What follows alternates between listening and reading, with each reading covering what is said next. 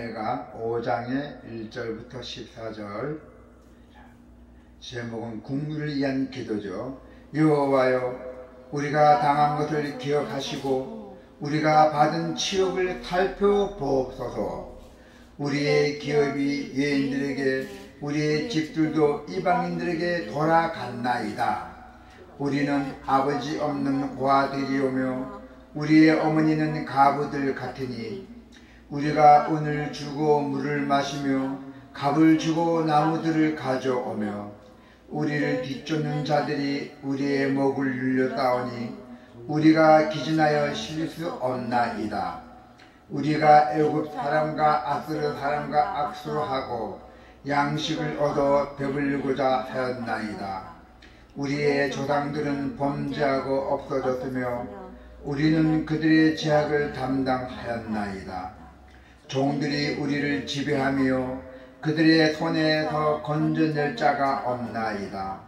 강야에는 칼이 있으므로 죽기를 무릅써야 양식을 얻사오니 굶주림의 열기로 말미암아 우리의 피부가 아궁이처럼 검으니이다.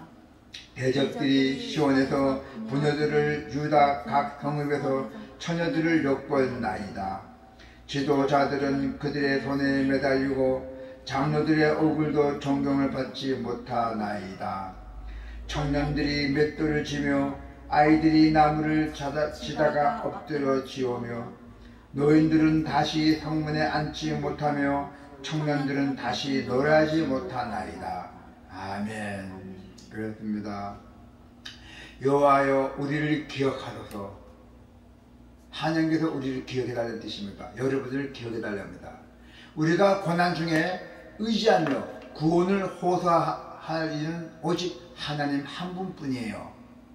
고통 가운데 있을 때 우리는 일반적으로 사람들은 돈이나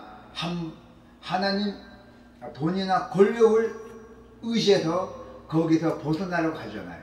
우리가 모든 고통이 있을 때는.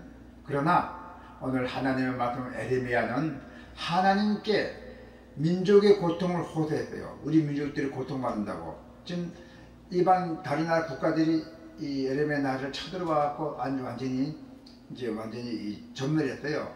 그래서 아까도 성경책 보듯이 약탈도 당하고, 뭐 물만 먹어도 돈 줘야 먹어야 되고, 불 때도 돈 주고 나무 사야 되고, 또 부녀자들도 다 이렇게 강탈당하고 그런 일이 있었어요. 그래서 에레미야가 보지 못해 하도 딱해서 하나님께 이제 기도합니다. 나의 민족 고통을 호소하는 구원을 간간히 기도를 드리고 있어요. 그래서 에레미야의 기도를 통해서 한란 날에 우리가 그 구원을 호소할 대상이 과연 누구인지 분명히 우리는 알아야 됩니다. 그리고 또 배워야 됩니다. 어떤 일이 닥쳤을 때 누군데 기도해야 되는 건지. 바로 백성의 고통을 호소하고 있습니다. 백성의 고통. 얼마나 그 백성의 고통이 심하면 에레미야가 하나님께 이제 큰 기도를 하게 됩니까? 그래서 에레미야 선지자는 유다의 참상을 열거하면서 하나님께 자신들이 당한 고통을 돌아보달라고 간구합니다. 나의 고통 당한 걸 하나님께 좀 봐달라고. 전쟁에서 피한 나라와 백성은 가혹한 고통을 당하게 돼 있어요. 전쟁에서 피하면은 그들의 생명과 재산을 지켜줄 나라가 주권을 빼앗긴 상태이므로 백성은 모든 것을 다 유린당합니다. 우리 일제시대 때잖아요. 제가 겪어보지 못했지만은 영화나 많이 들었잖아요. 그 일제시대 때 얼마나 우리가 나름 서름을 받았겠어요. 그죠? 바로 그거예요. 그때 에레미야가 기도했던 겁니다. 그래서 에레미야는 하나님이 주신 기업이 예인들에게, 집들도 이방인에게 다 돌아갔다고 한탄합니다. 빼앗겼잖아요. 강제로요. 이방인이라면 적이죠. 적들이 와서 전쟁에서 갔죠. 그래서 또 물을 마시거나 나무를 가져오는 일까지도 돈을 줘야 돼요. 돈을 줘야 물도 마실 수 있어요. 그렇게 비참한 처지가 되어서 이제 에레미야가 하나님께 호소를 하는 겁니다. 양식을 먹기 위해서는 목숨을 걸어야 하고, 굶주림으로 인해서 피부가 아궁이처럼 검어졌다고 말합니다. 하도 굶주림에서. 그래서 대적들이 유부녀와 처녀들을 욕보이기도 했고, 이러한 경제적 수탈과 인권 마살은 전쟁에서 피한 백성이 겪는 일들입니다. 그래서 에레미야는 하나님이 유다 백성이 당하는 그 고통을 기억하셔서 불쌍히 여겨 주실 것을 강하게 기도했어요. 자, 그 성도는 죄로 인해서 하나님께 심판을 받을 때에도 포기하지 말아야 돼요. 하나님께 더 나아가서 겸손한 마음과 또 자비와 구원을 우리가 강구해야 된다는 것입니다. 그리고 민족의 죄를 회개했어요. 우리 백성들이 하나님을 너무 무시했다. 너무 존경하지 못했다. 그래서 민족의 죄를 회개하는 장면입니다. 그래서 에레미야는 유다 백성이 그와 같은 고통을 당하는 이유가 왜 고통당해야 돼요? 유다 백성들이 조상들이 하나님 앞에 범죄하고 그들의 죄악을 담당한 결과임을 진술했어요. 조상들이 그렇게 범죄했답니다. 조상이 범죄하고 조상들이 받지 못한 것을 이제 밑에서 받잖아요. 물론 조상들에게만 죄가 있고 자신들은 죄가 없다는 뜻은 아닙니다.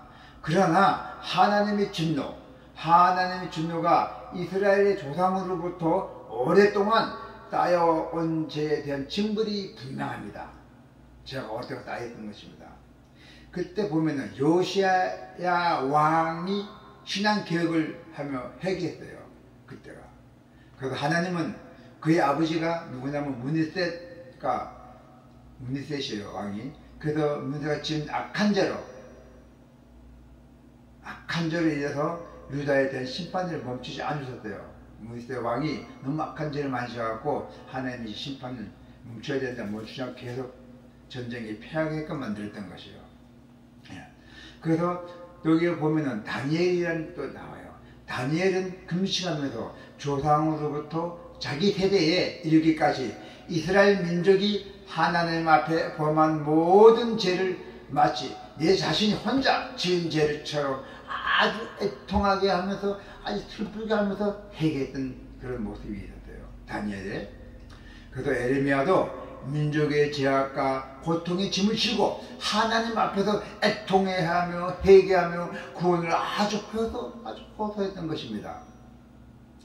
성도는 자신이 속한 가정과 그리고 교회와 나라와 민족, 더 나아가 인류의 죄를 회개하며 하나님께 구원을 강구해야 한다는 것입니다.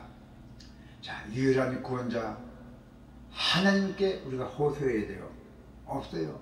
다 전지전능하신 살아계신 하나님이에요. 에레미야의 애통과 회개는 궁극적으로 유다 민족의 구원을 위한 것이었어요.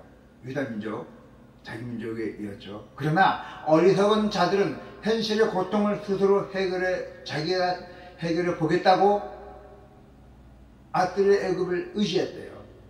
그게 무슨 뜻이냐면은 자기 받는 고통을 자기 스스로 해결하려고 다른 나라, 아스르란 나라, 애굽이죠. 이제 예를 들어 다른 나라 사람인데 의지했던 것입니다. 강대국인데 우리나라가 이렇게 못 사니까 강대국에 가서 좀 지원 좀 해달라고 이렇게 했던 것입니다.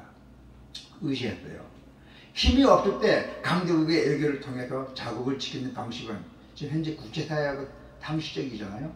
자, 그러나 에레미야는 하나님의 징벌, 이거는 하나님의 징벌이다. 우리가 어떤 간에 이 징벌을 하나님께 우리는 회개해서 반드시 용서를 받아야 된다. 그런 마음이 있어야 영원히 가지. 당장 조금 좋은 반대에서 풀리는 게 아닙니다. 그래서 에레미야는 하나님의 징벌이다. 그래서 하나님의 징벌 앞에 어떠한 노력과 시도도 무의미한 걸 잘 알고 있어요. 하나님 징벌 내린 것은. 그래서 유다 백성을 그 고통 중에서 구하실 이는 오직 여호와 하나님밖에 없음을 알았기에 이제는 에레미야는 아주 애통하게 기도하고 있습니다. 사람의 생각으로는 연약한 상황을 벗어나기 위해서 울면서 기도한 일이 더도 없고, 그러나 무능해 보일 수밖에 없어요.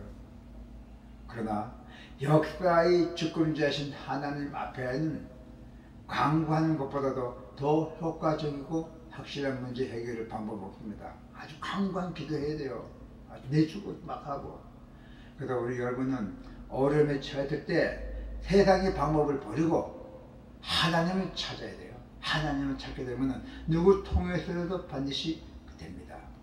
그래서 에레미야가 민족의 고통을 하나님께 호소한 이유는 그 고통에 하나님으로부터 임했음을 알았기 때문에 하나님밖에 없다는 걸 알았어요. 우리도 앞으로 좋은 일이든 나쁜 일이든 하나님의 그 섭리 가운데 섰겠다는 걸 믿고, 그리고 세상의 것이 아닌 하나님 앞에 호소하여 반드시 여러분들이 구원받기를 축원합니다. 아멘. 마지막 기도와 하겠습니다.